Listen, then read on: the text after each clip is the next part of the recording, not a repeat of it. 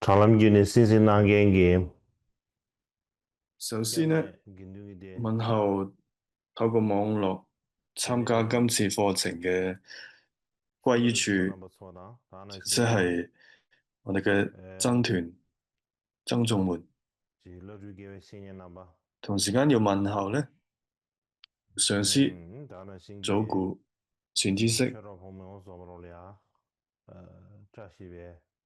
同樣呢，喺屋企裏面嘅法友，首先問候大家，則是哋你。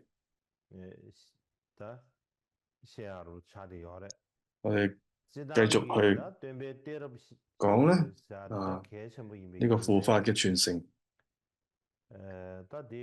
護法傳承呢，之所以重要呢，主要呢係從佛教歷史嘅角度嚟睇。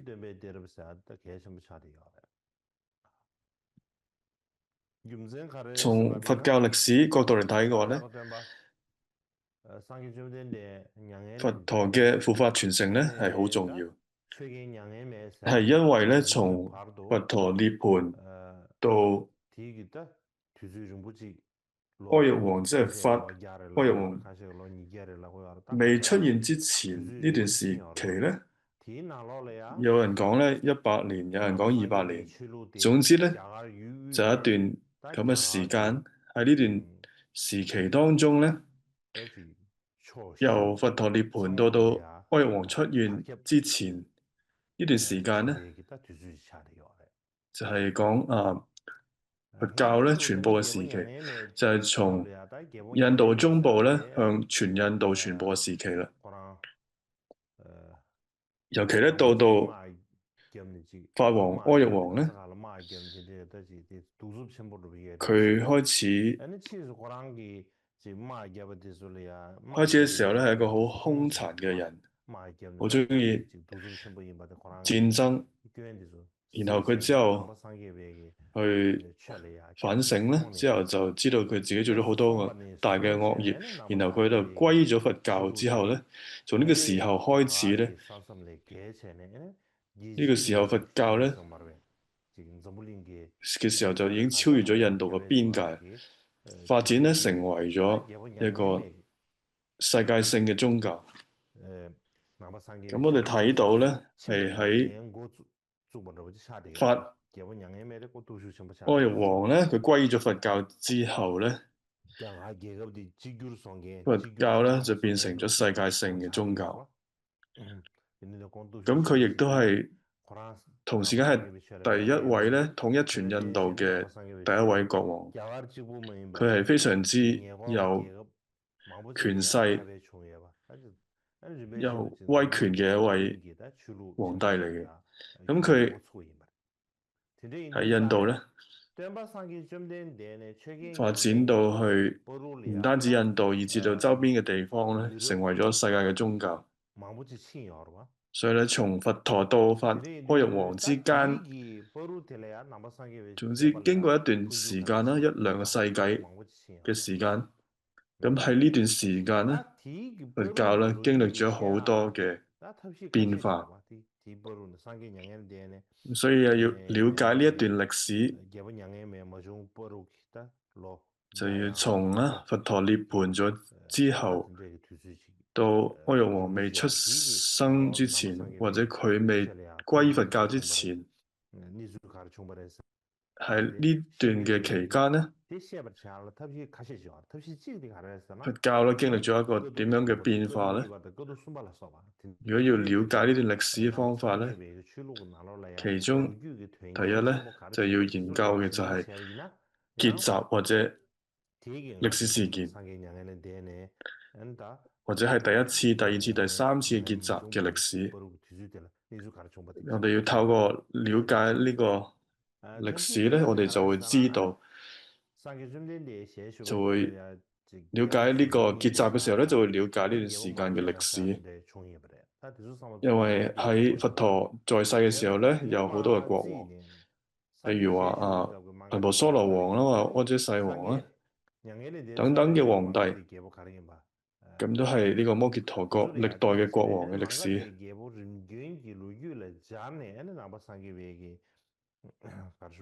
咁所以咧要去認識摩羯陀國歷代嘅國王嘅歷史咧，咁我哋就可以知道從佛涅槃到阿育王歸佛教之前呢段時間嘅歷史啦。咁而第三個方法咧就係透過佛陀嘅弟子，譬如話大迦葉尊者啦，或者可能尊者佢哋去了解嘅歷史，就係大迦葉尊者或者可能尊者佢哋嘅歷代嘅護法傳承者，或者佢哋嘅傳記嚟到去了解呢一段嘅歷史啊。一方面嚟睇咧，就係別解脫戒經嚟講咧，就係有一度講到咧，就係我若涅槃後咧，此即汝等師自生以恭敬勤讚比丘僧。咁就係講咧，佛陀咧喺涅槃之前咧，付囑佢嘅弟子，就係喺我涅槃咗之後咧，你哋要以別解脫戒為師。呢個表示咧，就係佛陀涅槃咗之後咧，佢咧就係代表住佛陀嘅係咩咧？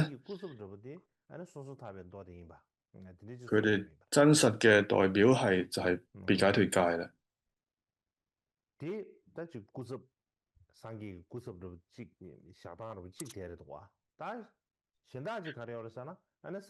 所以咧就係呢個講法就係咁啦。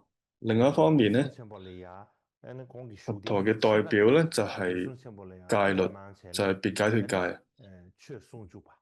另一方面講嘅話咧，就係佛陀在世嘅時候咧，佢將一半嘅座位咧讓咗俾大迦葉尊者。咁之前課程都有提到過呢段歷史。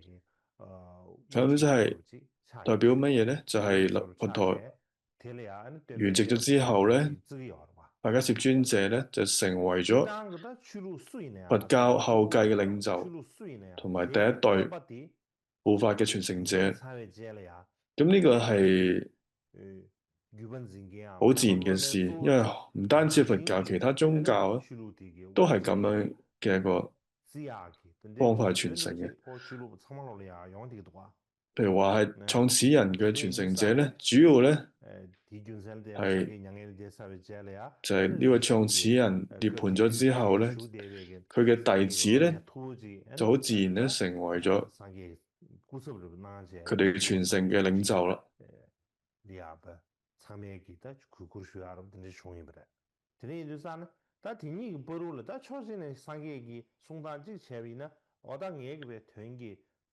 所以咧呢兩種講法咧，就係第一種咧就係譬如以戒為師，就係以別解脫戒代表佛陀，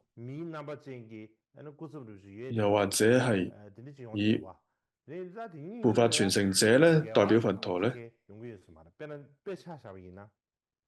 以戒為師嘅話咧就冇實際係一個人咁樣去代表，咁而護法藏嘅傳承者嘅話咧就係真係有個人去作為一個傳承者，咁而我覺得兩者咧係冇矛盾嘅。咁譬如好似江巴大師涅槃之前咧就有講，如果有人冇機會見到我嘅時候而感到遺憾嘅話咧，就請你咧去閱讀我所著嘅呢個兩部著作啦，即係《解脫莊嚴寶論》同埋《聖道寶鬘》。就好似見到呢兩部論嘅話咧，就好似見到江巴大師一樣。咁就喺呢句話上面咧睇到江巴大師佢嘅未來嘅代表咧就係呢兩部論著。喺另一方面咧，譬如話就有法子嘅傳承，譬如帕繃喀巴咧，佢有四大法子嘅傳承。法子嘅傳承咧，亦都將咧江巴大師嘅傳承咧去弘揚。咁所以有兩種講法咧，都係唔係以人作為一個傳承嘅方法咧，都係有嘅。咁但係呢兩者咧唔係矛盾嘅。關於傳承嘅追溯方式咧，譬如話係喺西藏咧，說一切有部傳統嘅護法傳承咧，佢係以一個人將全部嘅教法咧交付俾另外一個人，就係用一個咁嘅方式將佢咧視為宗教嘅領袖。係咧，亦有一啲嘅唔同嘅傳統咧，主要追溯嘅咧就係戒律嘅，就係好似和尚嘅、剃度師嘅一個咁樣嘅，就從戒律嘅和尚嘅一個傳承咯，就要知道佢嘅戒和尚係邊一位，佢嘅師承係邊一個，咁樣去了解嗰個傳承。譬如話中國嘅禪宗咧，亦有佢嘅一個護法傳承嘅歷史。咁佢嘅追溯方式係咧，就係透過證悟、實際修持上嘅或者加持上嘅傳承，呢個就係佢哋依據嘅一個準則。咁你見到好多唔同嘅傳承當中咧，佢哋對於呢個傳承嘅方法咧係好唔一樣。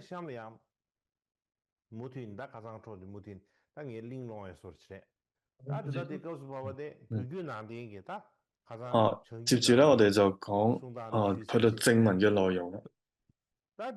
咁前面我哋有講過啦，北傳佛教就講到呢個護法傳承嘅講法咧。咁今日我哋講咧就係呢個藏傳佛教嘅傳承講法。咁之前咧喺課程裏面講到咧，藏傳佛教咧，所以亦都係算喺呢個北傳佛教裏邊。咁如果我哋再詳細睇呢個藏傳佛教，其實會睇到咧，佢會同北傳佛教有所唔同嘅地方嘅，尤其係傳承護法藏，其實佢藏傳佛教亦都有佢有嘅特點，所以就拉出嚟去講藏傳佛教嘅護法藏傳承啦。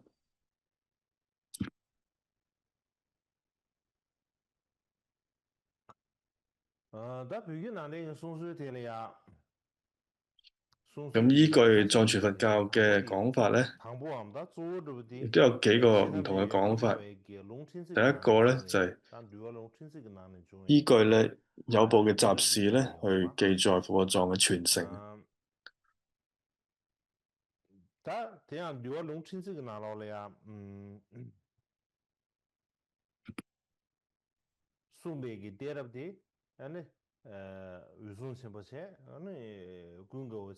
可以睇到咧，呢度第一個咧就係阿難尊者係阿難尊者、雙林和修、優卜局多、提多迦、黑色同埋善見啦。咁就7代嘅護法藏嘅傳承者。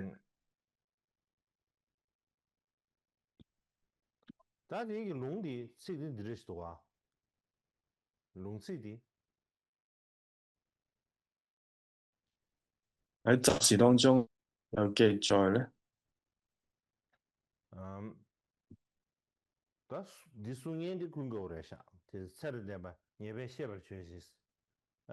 咁講説話嘅人咧，就係阿難尊者呢一段説話咧，主要嘅意思咧係就係優卜局多，你應該知道咧，世尊咧將教法付囑俾具受大迦葉尊者之後咧，就入涅槃啦。咁咧，大迦葉尊者咧將教法咧付囑俾我，嘅和尚，然後咧佢又入咗涅槃，然後和尚咧就再將教法咧付囑俾我，我而家咧亦都要入涅槃啦，所以咧弟子咧我亦都要將入涅槃啦，所以你應該咧要護持教法，對世尊所講嘅一切教誨，你都應該去精進奉行嘅。咁呢段話就係阿難尊者對佢嘅弟子講。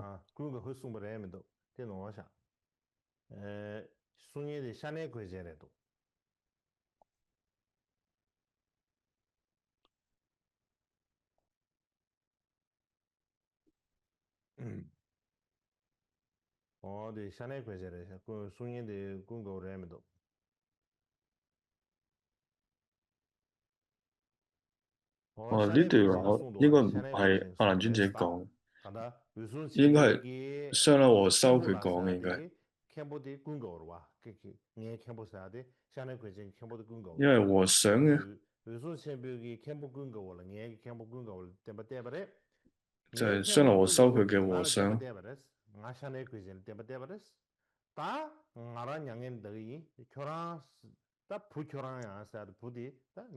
總之咧，大迦葉尊者咧傳俾阿難尊者，阿難尊者咧就係雙流和尚嘅雙流和修嘅和尚嘛。咁所以呢個應該係雙流和修同優波谷多講嘅，所以佢講完呢啲話之後咧，佢就完寂啦。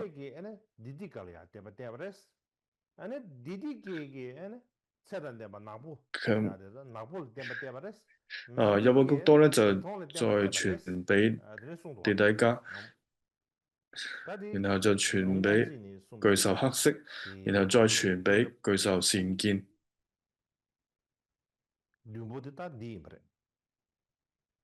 咁呢一段咧就好清楚咧，就有7代嘅護法藏師。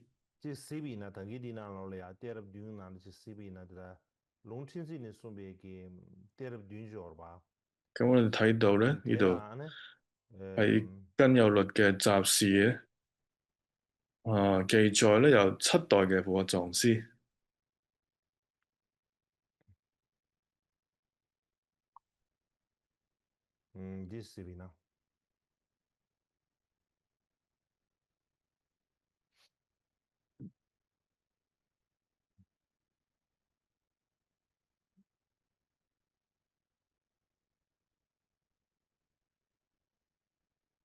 我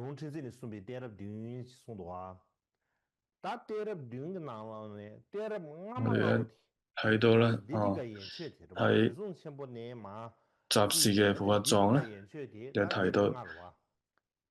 就有提到咧，迦葉尊者、阿難尊者、雙流和修優波谷多同埋地底家咧。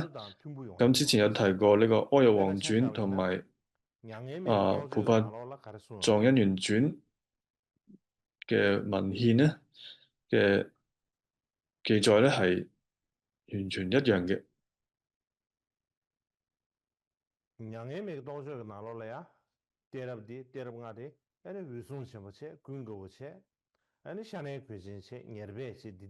咁即係喺《阿育王傳》裏邊提到嘅5位，同埋而家呢度咧嘅7位嘅前5位咧都係一樣嘅。咁所以係護法藏因緣傳咧，亦都係前5位都係一樣嘅。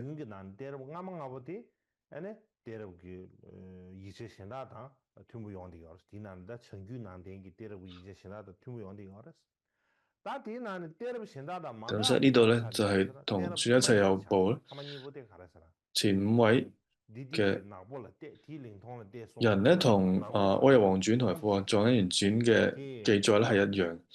咁之後咧有2位就同其他傳承嘅記載唔同啦。咁嘅記載就係講到咧地底家之後咧傳咗俾黑色，然之後咧黑色咧再傳俾善見。咁就係講到咧第6位同埋第7位傳承者。咁第六位就係黑尊者，然後咧第七位就係善見尊者。黑尊者叫做 Krishna，就係黑尊者。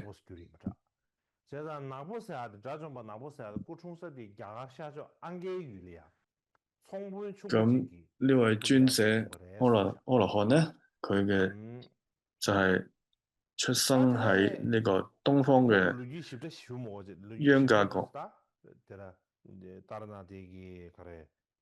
咁呢度就唔細講，就係多羅他尊者佢嘅印度佛教史咧就講得比較清楚。咁而家我就唔細講佢嘅。咁咧就主要講就同呢個護法藏有關嘅。睇咧又講到咧就係喺北傳咧嘅《阿育王經》或者《阿育王傳》或者護法藏一人傳咧係冇呢位黑尊者嘅記載嘅。咁但係咧佢係唔單止係有部嘅集事當中有講到咧，佢係護法藏傳承嘅一位。咁喺中文文獻當中咧，有部集事係有佢嘅記載。咁啊，基本同藏文咧係差唔多嘅。咁呢位黑尊者係唔單止係記載喺有部嘅集事，咁亦都記載咧喺中國佛教最早嘅目錄，叫《出三藏記集》。咁係梁朝嘅僧友喺公元嘅510年編纂嘅一部叫做《出三藏記集》。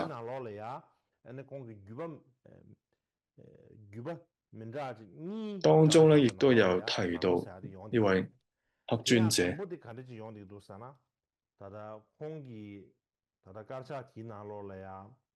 而喺呢個出三藏記集嘅，或者喺另外一個其中呢個薩婆多部嘅師資記目錄咧嘅記載，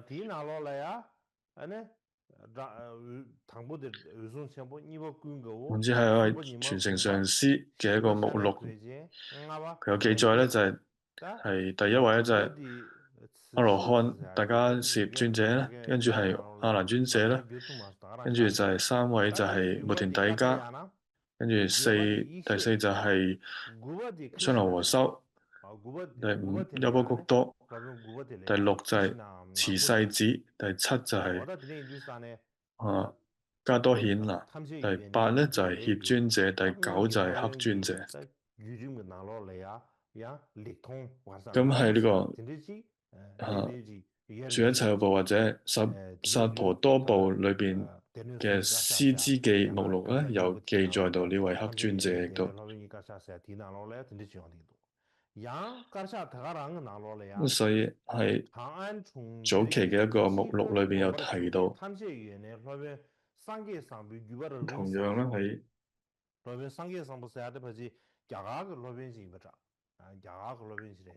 另外一部咧就叫長安城內齊公子薩婆多部佛大佛陀羅斯中相承略傳。咁有一位叫做印度嘅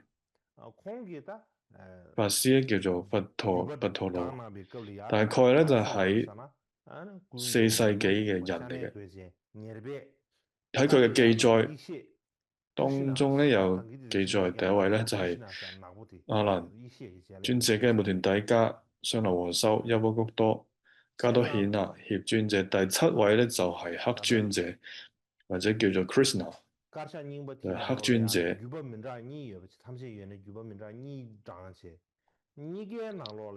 所以喺呢一個目錄咧睇到，佢就引用咗2個有部嘅有部嘅一個傳承啊。咁所以呢位黑專者咧就係早期說一切有部早期嘅論師嚟嘅。咁第7位嘅護法藏嘅傳承者就叫做善見。咁呢個係北傳嘅《開玉皇傳》或者護法藏因緣傳咧就冇提到呢位大師。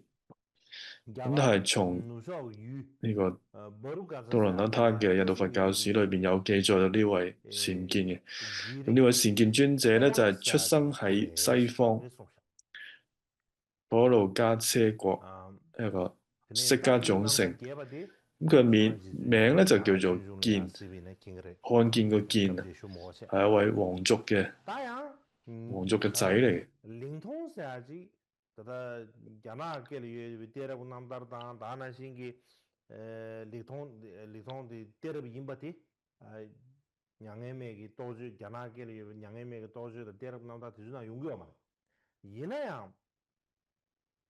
咁雖然咧呢個北傳咧就雖然冇提到呢一位善見尊者，咁但係咧喺《開玉皇經》講到優波谷多嘅弟子因緣嘅時候咧，有一段咧叫做善見因緣嘅章節裏邊咧記載善見嘅翻譯咧，作文就叫力通，見到善嘅意思，就所以翻譯成善見啦。咁就係做啲優波谷多有位弟子咧叫做善見，咁就係喺卡什彌羅咧有一位叫做善見嘅比丘，同時咧佢已經證得咗世間嘅第四禪定，亦都受到龍王嘅恭敬同埋禮拜。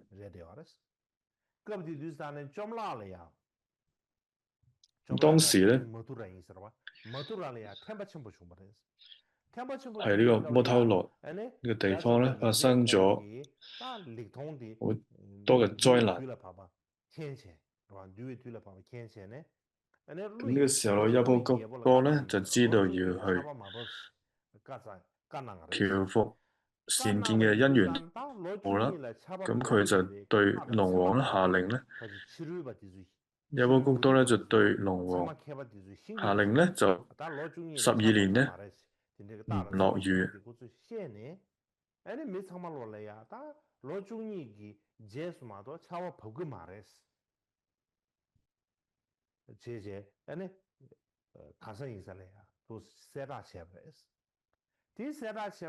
總之當時咧外道咧喺度呢個徵兆咧，呢個唔落雨嘅徵兆嘅時候咧，就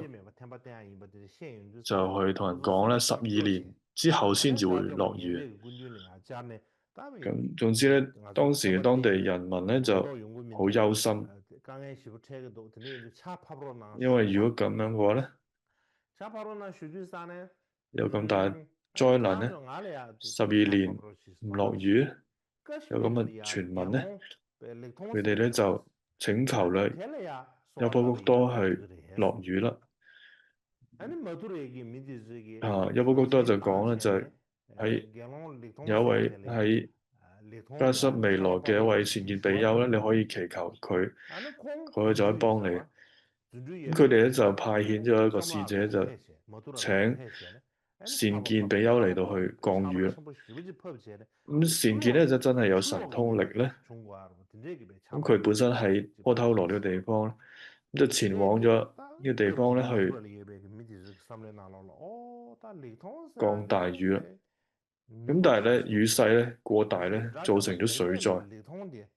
咁到當時嘅人咧就認為，呢個善見真係好犀利啦，佢應該比優波谷多更加犀利。咁好多人咧就開始去跟隨呢位善見比丘，佢翻去佢哋嘅地方。咁所以咧善見咧，有好多人咧就之後咧就跟住佢啦。咁總之咧，翻到去佢嘅住處嘅時候咧，就見到有布谷多嘅身邊嘅人咧就好少。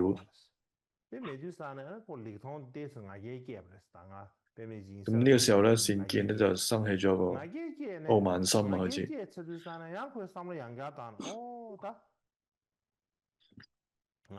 雖然佢生起咗呢個傲慢心啊，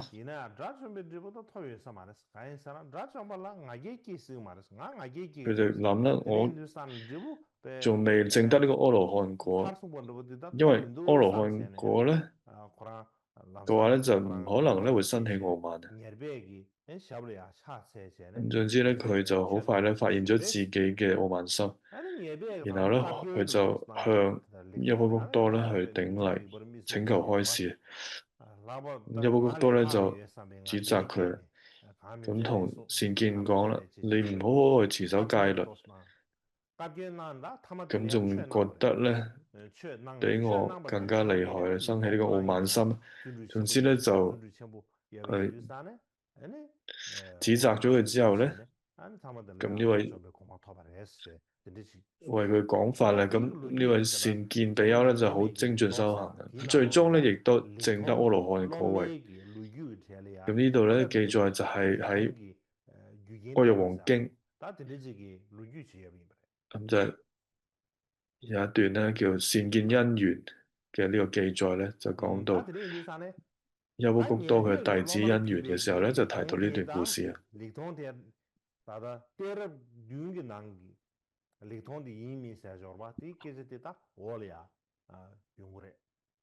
咁呢一善見比丘咧，咁係咪就係講緊嘅《護法藏》裏邊嘅善見咧？咁我後邊咧就會再講。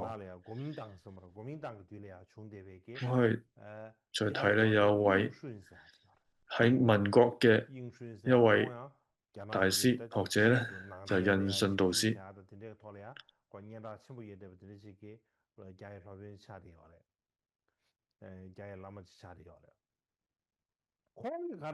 咁佢就係喺近代咧比較出名嘅一位學者。印順導師係點講嘅咧？佢認為咧喺《阿育王經》裏邊中提到嘅善見咧，就係根本上一切嘅部雜事，護法傳承當中出現嘅善見係一樣嘅。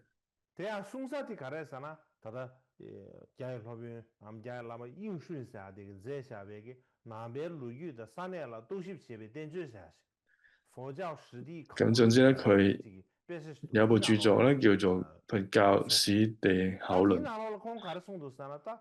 咁呢度有提到啦，印順導師佢嘅著作，咁裏邊有講到咧，喺說一切有部律嘅雜事裏邊，講到咧七代嘅護法藏師咧係隨意捏造嘅，佢唔係真實嘅歷史嚟。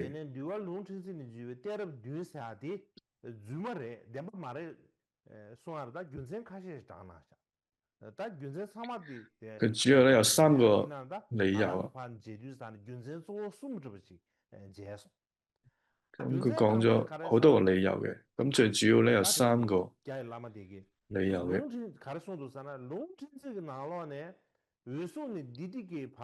即係講到咧，第一個理由咧就係雜事當中咧，從大迦葉到提多迦咧，護法藏只有5代。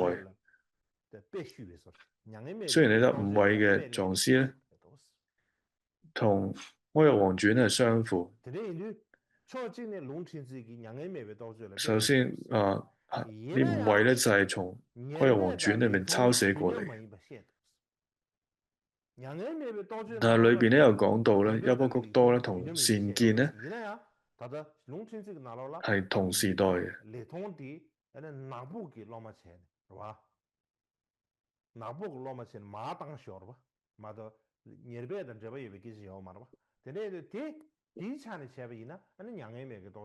咁呢度係同《阿育王傳》係矛盾嘅。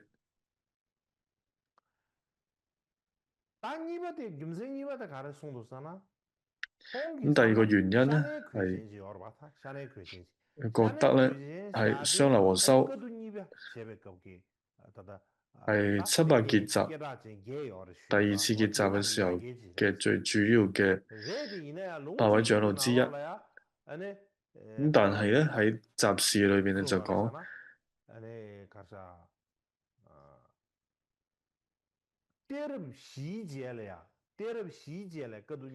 喺4代嘅菩法藏之後咧，先至舉行第二次結集嘅。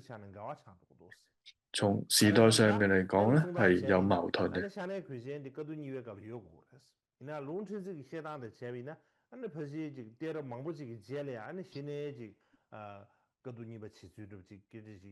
咁佢認為咧，雙流和修咧，佢講到咧佢係第二次結集嘅長老。咁喺集事裏邊講咧，就係喺4代嘅菩法藏之後咧，先至舉行第二次結集。咁第二次結集嘅時間咧，我之後我哋再講嘅。咁第三個原因係咩咧？喺《阿育王傳》裏邊講，佛滅咗100年之後咧，就出現優波谷多。然後優波谷多咧同阿育王咧相見。咁喺集事裏邊嚟講啦，係7代菩法藏之後咧。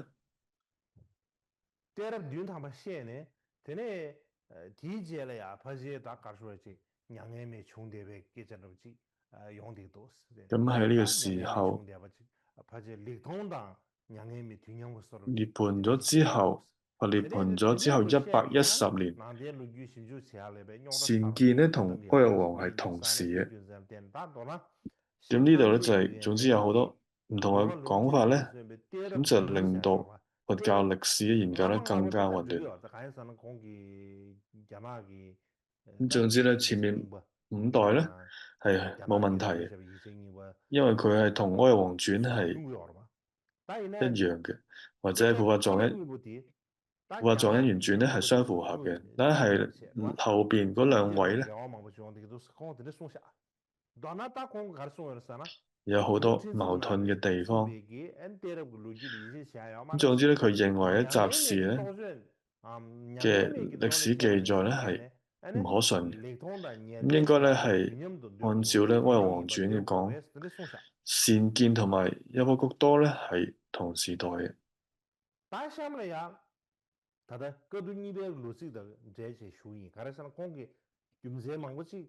想講第2次結集嘅年代，因為係印順導師咧，佢有提到好多第2次結集嘅部分。咁所以講下第2次結集嘅年代啦。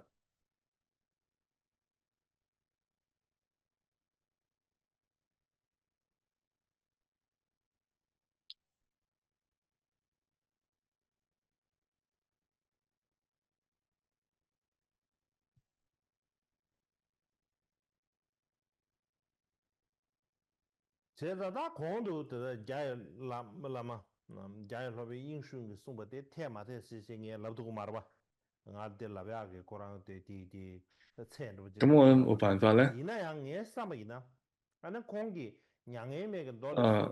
冇咁嘅程度可以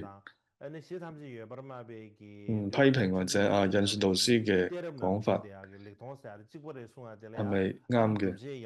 咁但係我認為咧，佢講《阿育王經》當中咧提到咧善見係即係算一切有部菩法藏傳承當中講嘅善見咧，就係同一個善見啦。咁呢個講法係咪確實咧？有證據係唔確定嘅，我就咁佢咧又講第2個同埋第3個理由咧，就係從第2次結集嘅時間方面嚟講。咁喺集事裏邊有講咧，如是等諸大龍象皆已遷化，大師圓寂佛日，既塵世無依故如是漸次至110年後。咁呢段咧就係呢一段係集市當中嘅。咁呢度講咧就係諸大將、諸大德咧都已經入涅槃啦，就係世尊涅槃之後110年，咁就開始第二次結集。咁就係咁理解嘅就係從大迦葉到善見之間咧，所有嘅護法傳承者咧，都係喺呢個時間之後完成。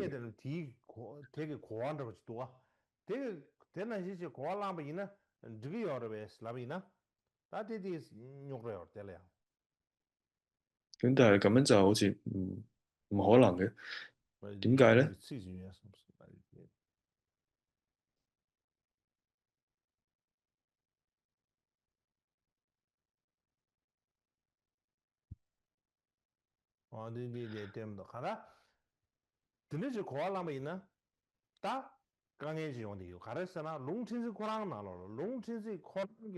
咁同樣喺說一切有部集事裏邊有講到咧，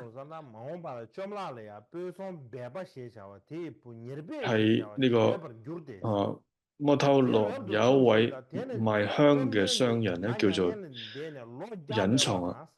咁佢嘅仔咧又叫做優波谷多，咁佢會出家嘅。咁佢喺世尊涅槃咗之後咧，100年之後咧，成為無相佛，即係冇相好嘅佛，佢能夠咧做一切嘅佛事。咁總之咧就有受記到佛涅槃100年之後咧，就有位咁嘅叫做優波谷多人咧要出家，佢又能夠做一切嘅佛事嘅。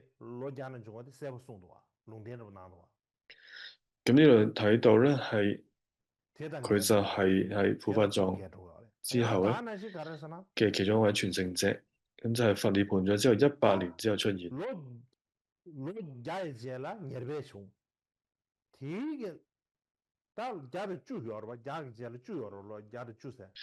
咁頭先之前講咧就係世尊涅槃咗之後110年，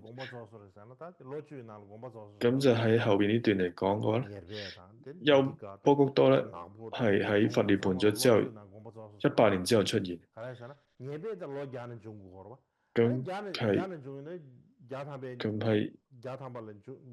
咁咧就係10年咧，仲有10年之後咧，唔單止係優波谷多，連佢之後嘅所有護法傳承者咧，都唔可能喺呢段時間之前圓寂啦。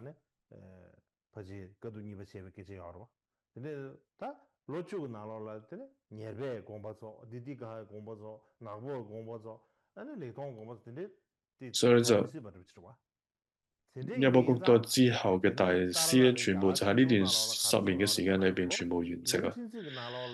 咁所以就喺多羅那他嘅印度佛教史當中就講到咧，喺集事裏邊咧，所有嘅龍象大師咧都已經涅槃。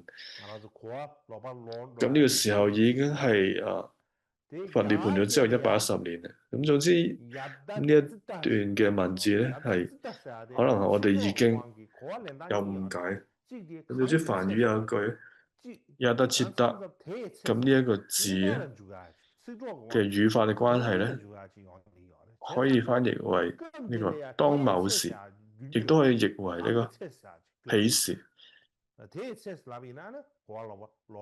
咁所以咧唔應該翻譯為呢個彼時啦，應該要翻譯成為當某時比較合理啊。咁呢度講到咧就關於第二次結集嘅年代記載咧，喺格蘭納他印度佛教史提到咧，佛陀涅槃咗之後110年之後舉行第二次結集，而其他一啲嘅部派嘅律藏咧，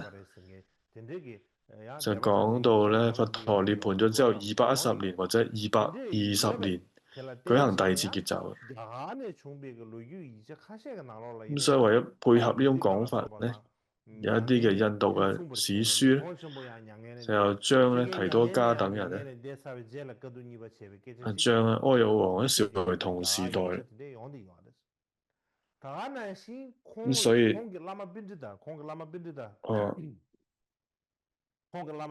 就係大善見咧，佢圓寂咗之後，同埋法阿育王都已經去世咗之後咧，先至進行第二次結集。咁所以佢嘅上司班智達就講咧，所謂咧220年嘅講法咧，就係220年之後先至舉行第二次結集嘅講法咧，係比起110年咧多咗1倍。咁可能就係將咧半年咧算作1年嘅緣故咧。咁所以咧，同110年嘅講法意思係相同。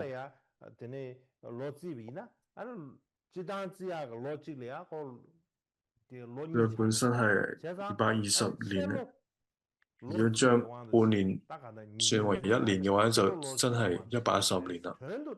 咁佢認為咧，220年嘅講法咧，同110年嘅講法意思係相同嘅。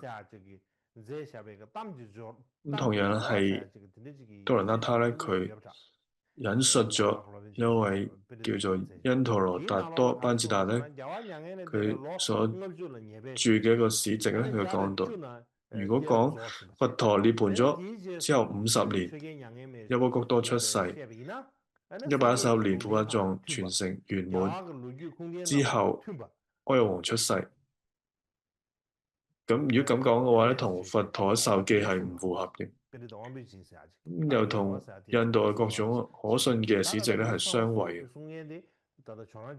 佢係引用到呢個因陀羅班智達佢嘅史籍嘅引述嚟嘅。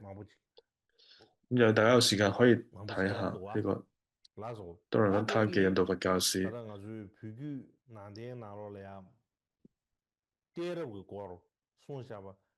以上咧就係藏傳佛教對於護法藏嘅呢個就係有部嘅護法藏傳承。咁然後第二種嘅講法，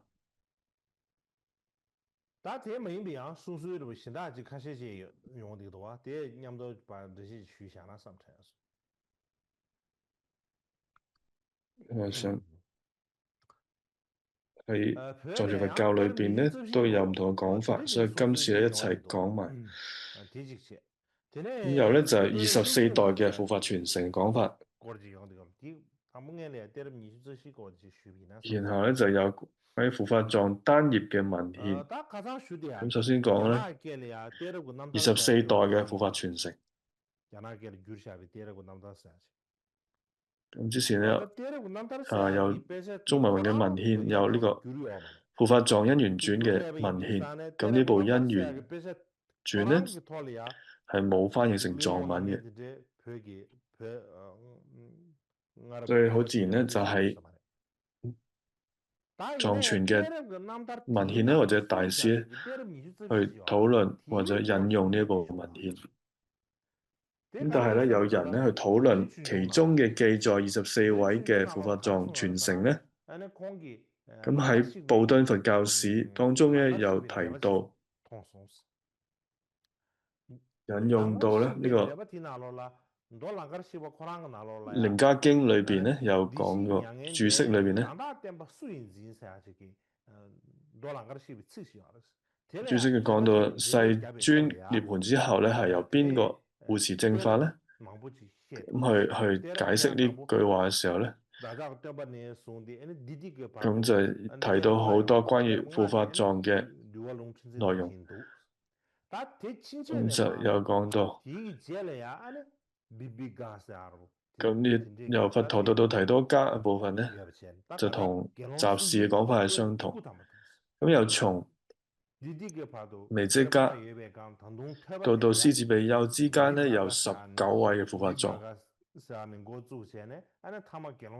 咁到提多加之後咧，一直講到去獅子比丘之間咧19位，咁總共咧就有24位。咁呢一個講法咧，就係喺布敦佛教史嘅講法咧，同《護法藏因緣傳》咧所講咧係一樣嘅。咁喺清史嘅作者國譯師算都啤咧，佢就提到呢一點，亦都咁喺布敦佛教史咧，有引用到《楞伽經》，亦都有講到有24位護法傳承。咁但係咧喺丹珠爾當中咧收錄咗2部嘅《楞伽經》嘅注釋，咁但係都冇出現到呢一個記載。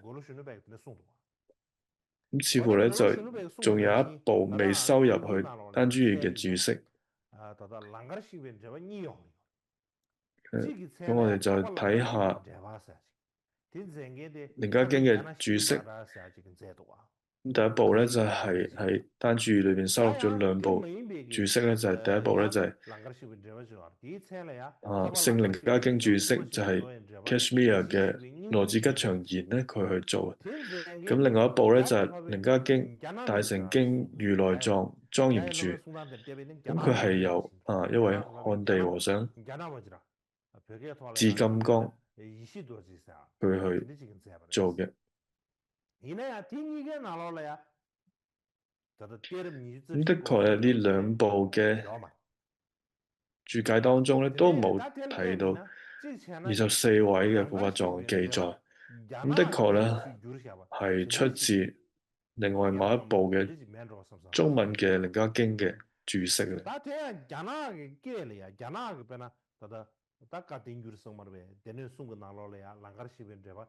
咁喺中文嘅大藏經裏邊咧，有幾多部嘅《楞伽經》嘅注解咧？其中一部咧就係宋朝嘅法師叫做寶神，佢所寫嘅注大乘入楞伽經。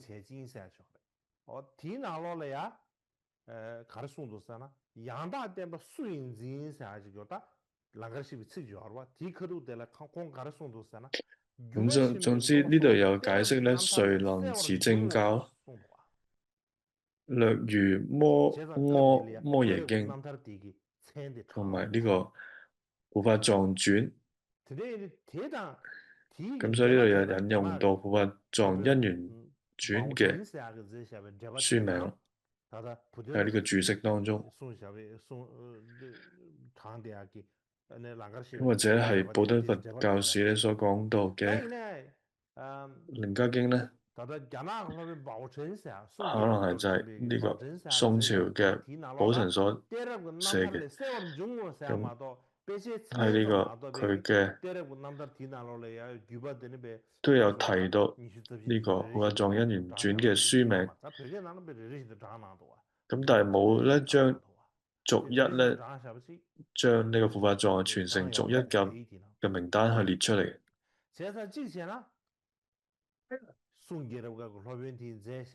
所以可能咧，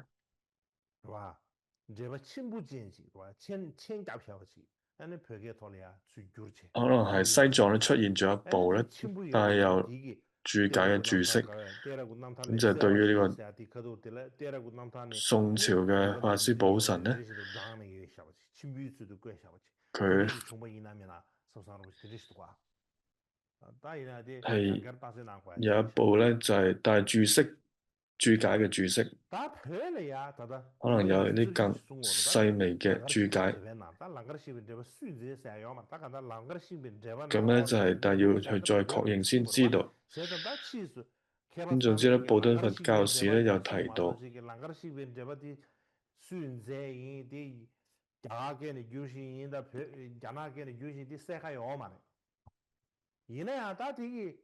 咁但係邊一部咧唔係好清楚。咁無論如何咧，係24位嘅護法藏嘅傳承咧，同大乘嘅傳承咧係相混合嘅。咁就係由知道 Ben Chan 係呢個德格金珠爾目錄咧，蒲開蓮花之新月當中有提到，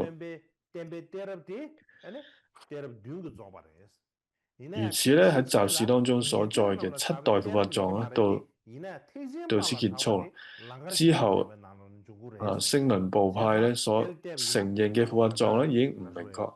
咁但係根據大乘傳統嘅所知，《楞伽經》咧注釋嘅記載。咁就係24位嘅護法藏傳承咧，同大乘嘅傳承咧相混合啦，所以咁就會睇到啦。譬如話見到龍樹菩薩啊，或者提婆論師，所以就係同大乘嘅傳統咧有關聯啦，所以混合咗聲聞同大乘。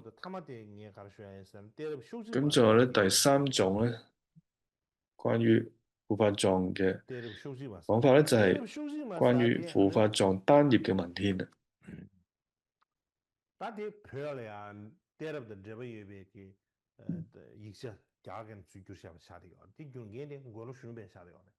咁呢度咧係從梵文翻譯過嚟嘅，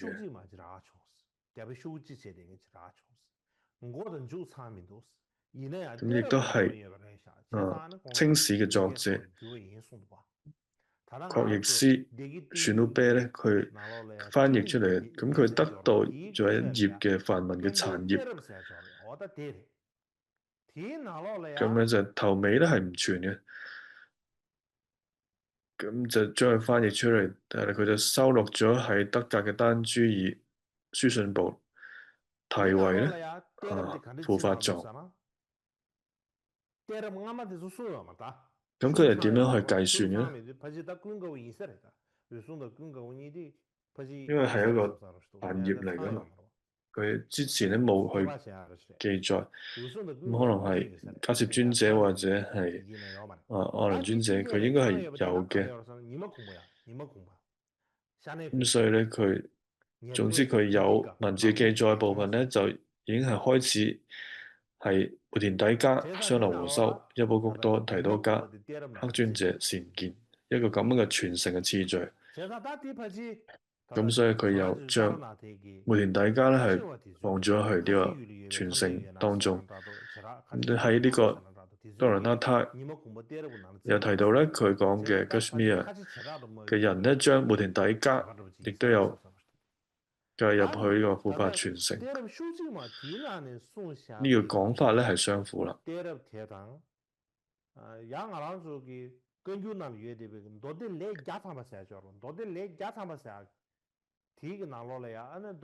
咁另外一部咧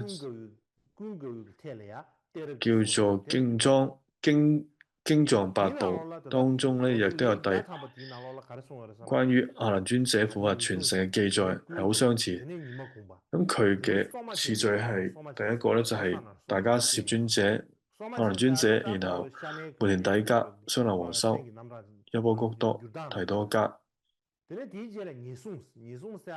咧佢就將呢度咧將雙流和修咧佢翻譯成穿麻衣者。咁呢度嘅優波谷多咧，佢嘅翻譯咧就係叫做近護。咁近護即係優波谷多。咁然後咧就係提多迦咧，佢就係翻譯成咧智者。咁之前咧基本上係一樣嘅。咁之後咧就冇講得好清楚，我就覺得咧係翻譯咧又錯誤啦。咁咧就之後咧就係最後嗰個咧就係生於紅色國土者，就冇提到咧善見或者黑尊者。咁仲有一位叫生於紅色國土者，就有啲難理解。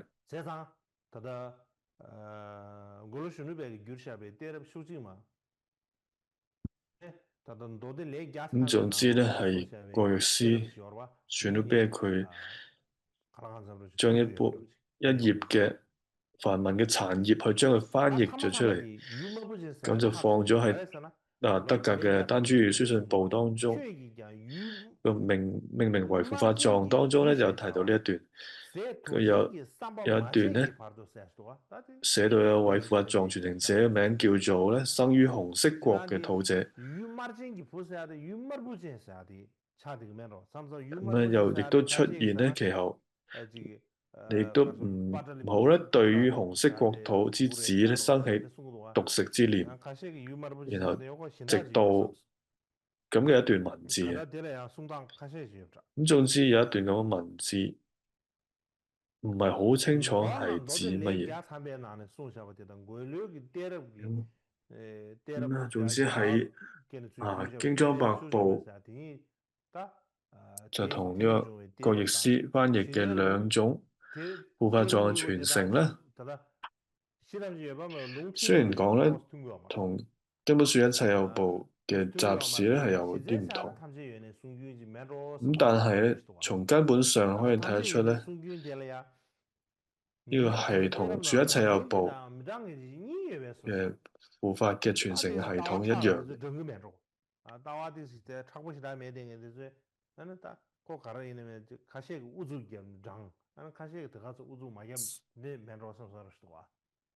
咁有啲比較保守嘅。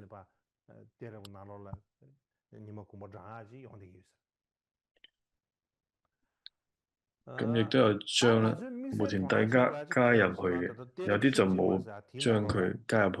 咁但係我哋值得注意嘅就係咧，喺呢個藏文嘅文獻當中咧，有提到最後一位嘅傳承者咧，叫做善見又名獅子。咁之前我哋喺課程有引述到咧《護法藏因緣傳》，最後一位叫做比丘獅子，係相吻合。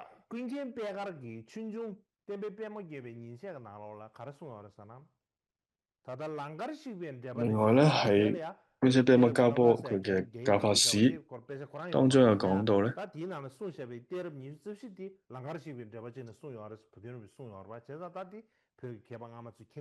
咁呢度提到咧喺呢一點當中係《楞伽經》嘅注釋當中咧，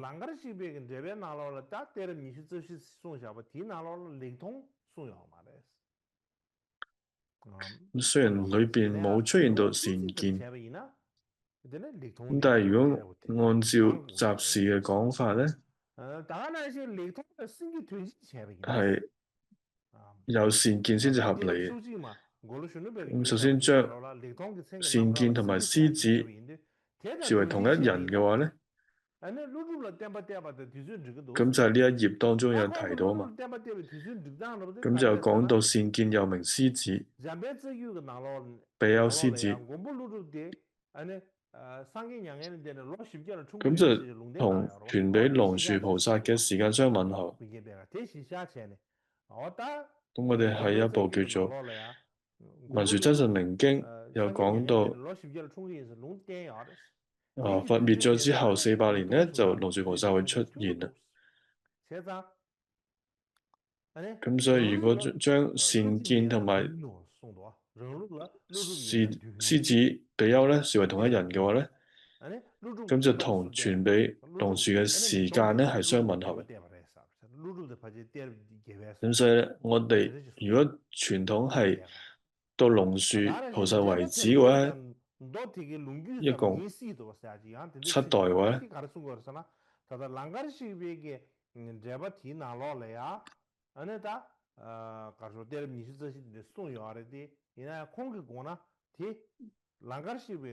咁呢個只係可能該經嘅傳承譜系。咁該經咧就係意思只係楞伽經。咁楞伽經嘅講法咧，